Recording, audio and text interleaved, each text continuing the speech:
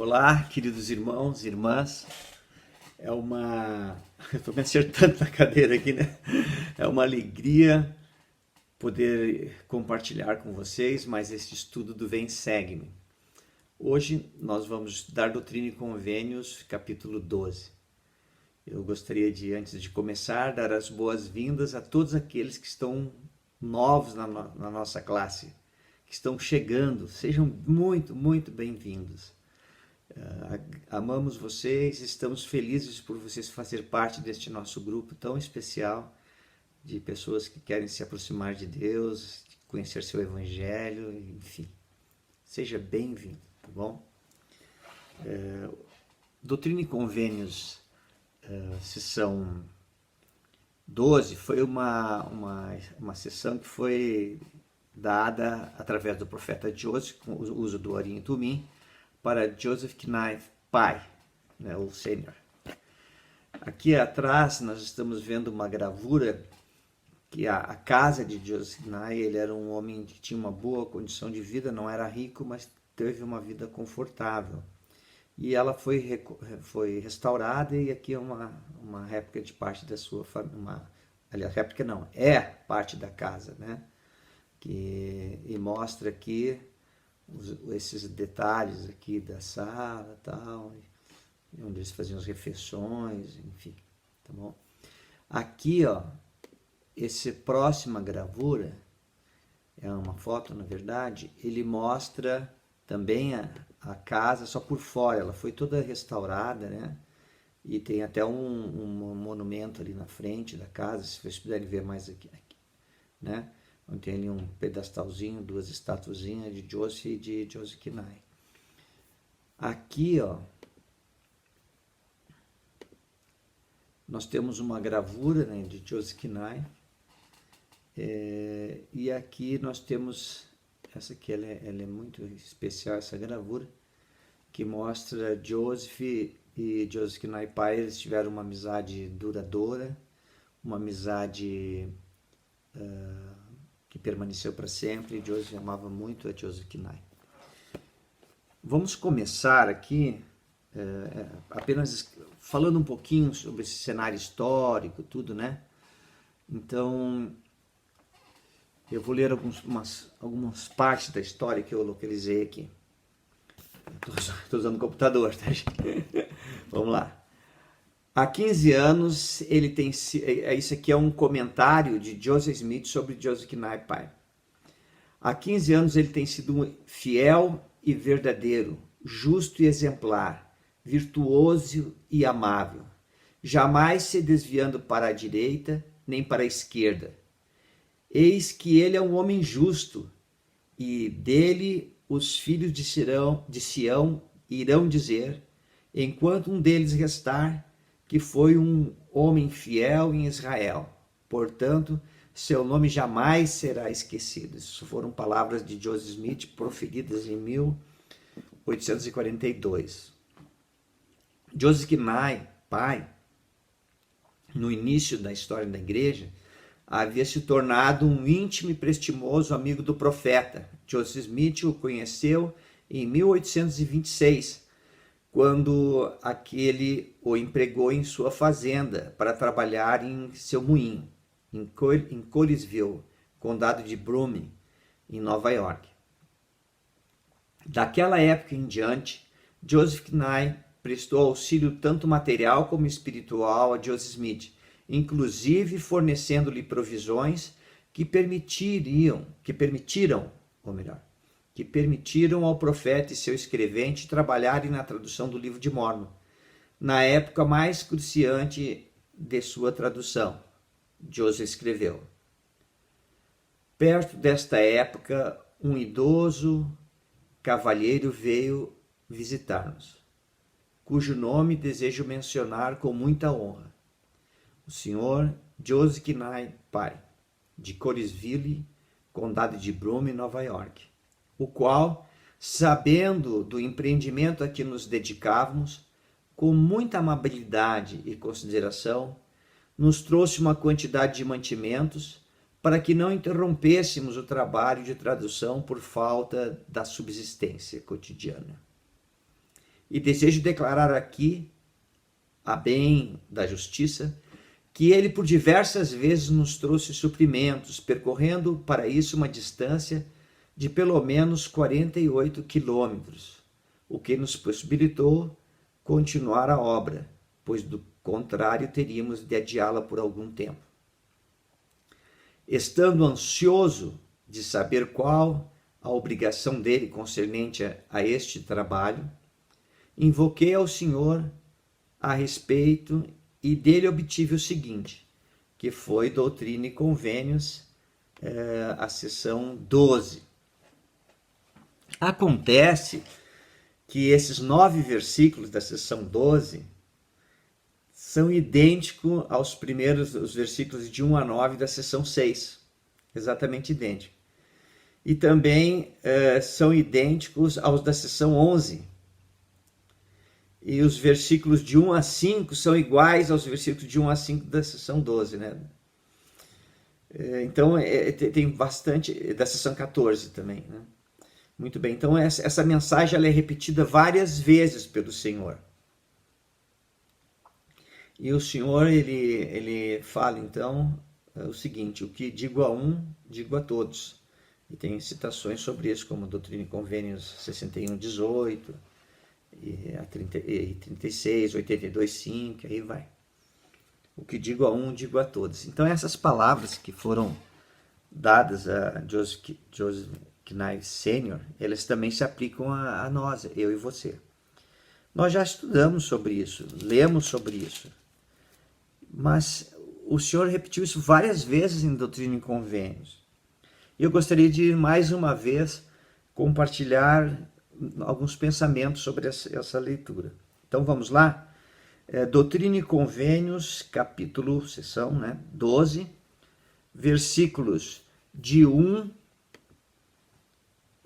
1, pelo caso. Uma obra grande e maravilhosa está para iniciar-se entre os filhos dos homens. Vamos fazer isso mais pessoal. Como essa obra maravilhosa tem transformado minha vida.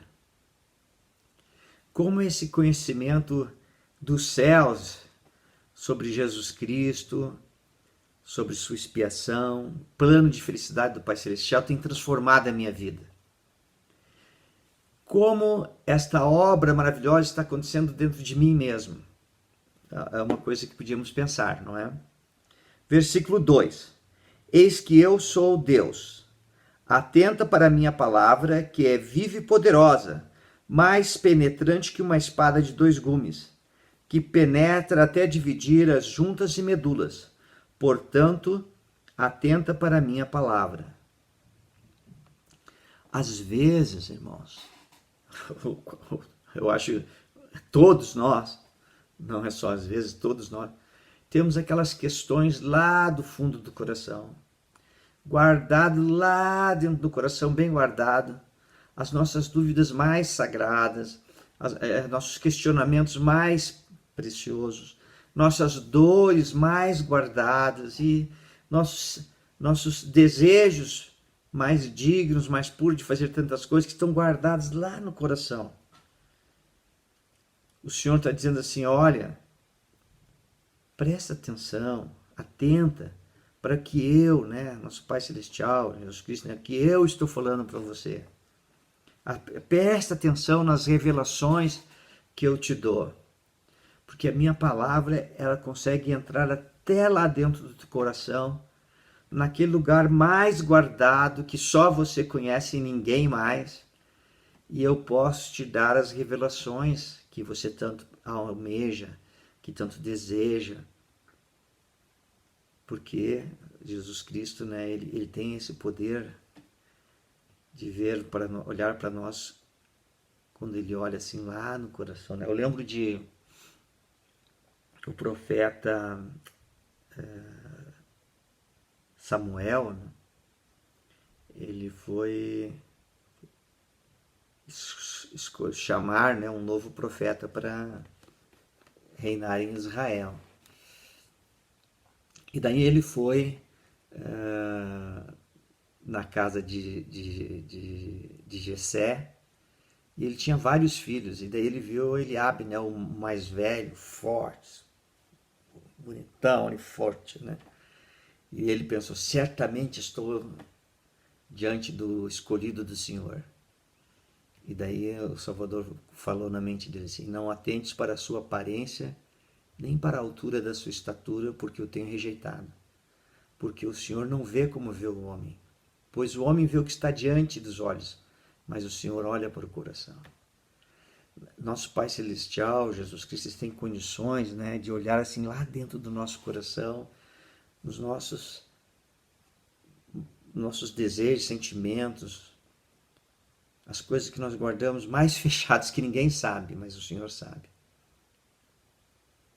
E quando o Senhor fala através, né, para nós, isso vem através do Espírito Santo a nós, porque nós é que precisamos disso, não Deus precisa, mas nós precisamos para entender, né, da presença do Espírito Santo.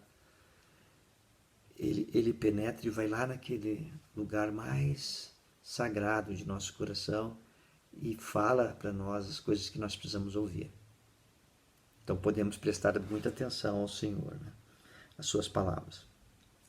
Versículo 3. Eis que o campo já está branco para a ceifa, portanto, quem deseja ceifar, lance a foice com vigor e ceife enquanto durar o dia, a fim de entesourar para sua alma a salvação eterna no reino de Deus.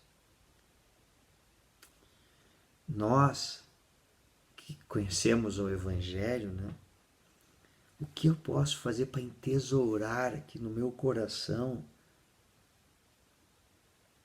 a vida eterna, as palavras de vida eterna? O que eu posso fazer? O que eu posso, o que eu tenho capacidade de fazer? Não se preocupe. O Senhor, ele reconhece a capacidade de cada um.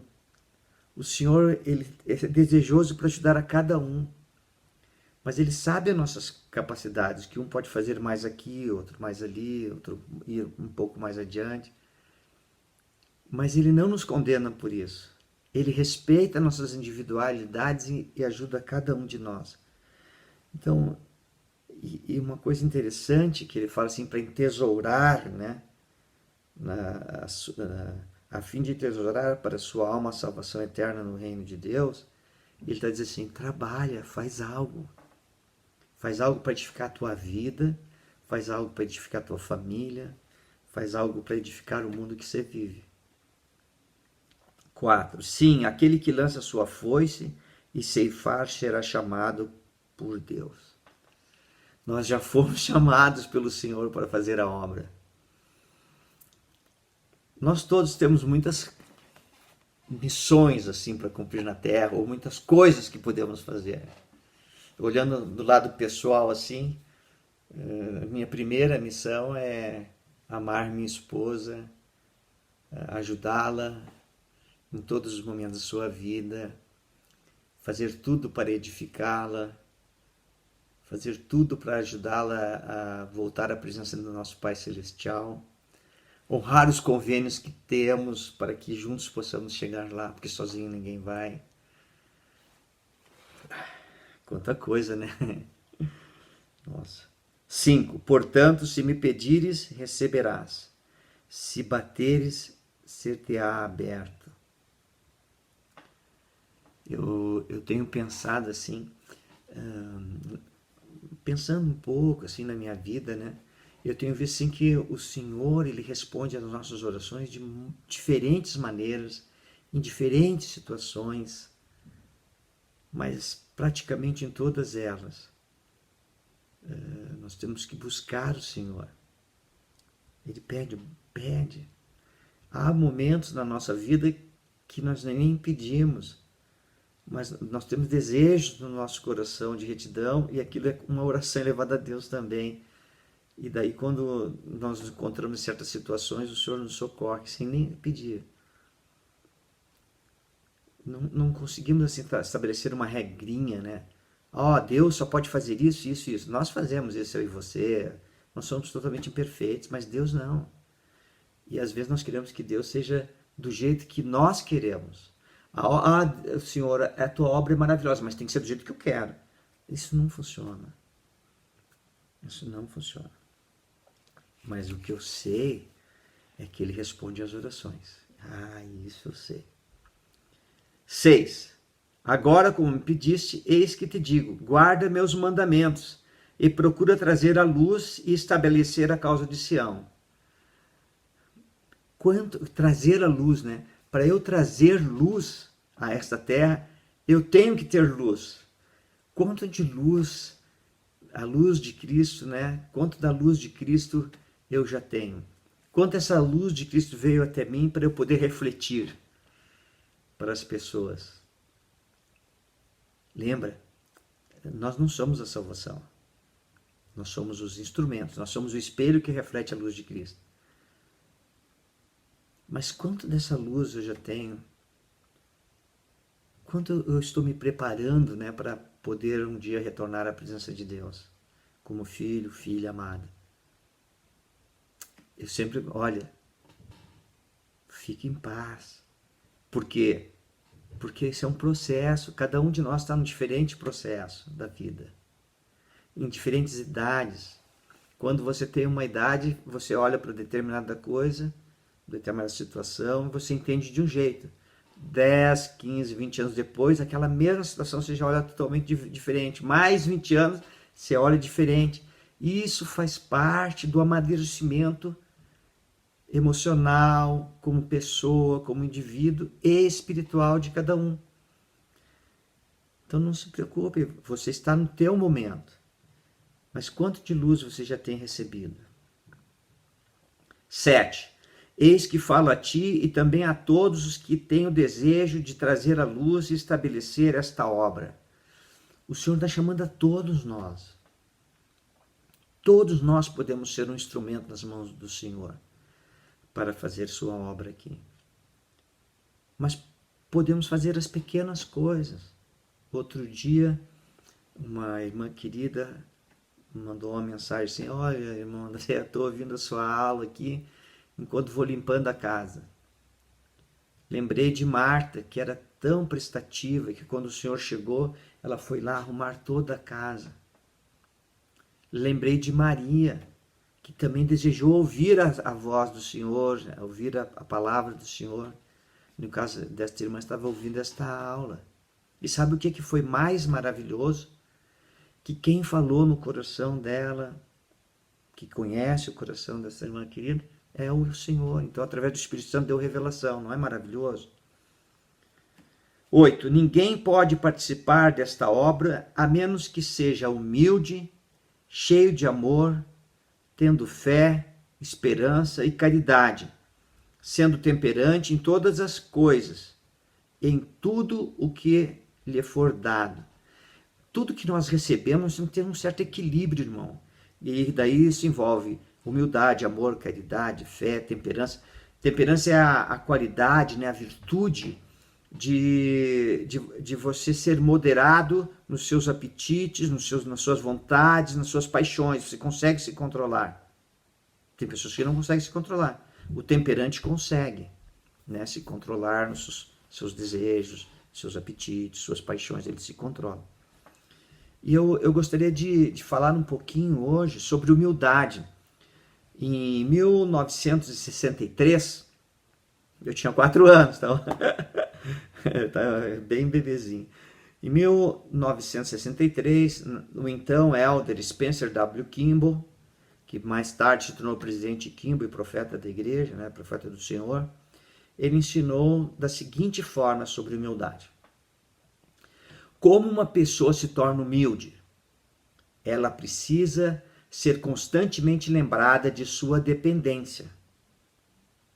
De quem ela depende? Do Senhor. Como se deve lembrar? Através da oração verdadeira, constante, devota e grata. Fim da citação.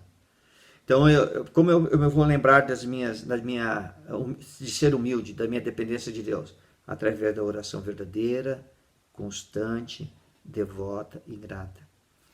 Há vários anos atrás, eu servia, naquela época tinha ainda o grupo dos sumos sacerdotes, eu servia como líder do grupo de sacerdócio de uma das alas, e eu estava lá naquela aula e eu fui dar uma aula. E os irmãos daquele grupo eram bem experientes, bem maduros, vários bem de mais idade do que eu, com mais experiência no sacerdócio do que eu, e era muito fácil dar aula naquela classe, porque eles tinham muito conhecimento e isso tornava a tarefa mais fácil. E daí eu fiz a pergunta assim: qual é a diferença entre um jovem do instituto e nós aqui, membros deste grupo de sumos sacerdotes? Obtivemos ali várias respostas, mas um irmão, depois que todo mundo falou, tal, ele falou assim: olha, eu penso assim, a diferença é que nós sabemos mais do que os jovens que nós dependemos de Jesus Cristo. Eu não lembro as outras respostas, mas essa eu nunca esqueci. Nós que somos mais maduros, mais maduros em idade, mais maduros espiritualmente, sabemos mais do que os jovens, que nós dependemos totalmente do Salvador Jesus Cristo. Lindo isso, né? Você é humilde, né? Você sente que você depende do Salvador? Maravilhoso. Versículo 9. Eis que eu sou a luz e a vida do mundo. Que diz estas palavras: portanto, escuta com toda a tua força, e então serás chamado. Amém. Lembra que naquela época, 1829, a igreja não havia ainda sido organizada formalmente. Hoje ela já está formalmente desde abril de 1820, né? 6 de abril de 1830, desculpe. 6 de abril de 1830, né? A igreja foi organizada aqui na Terra novamente. Irmãos, o que o Salvador está dizendo? Ele está falando assim, ó, usa toda a tua força para escutar a Jesus Cristo.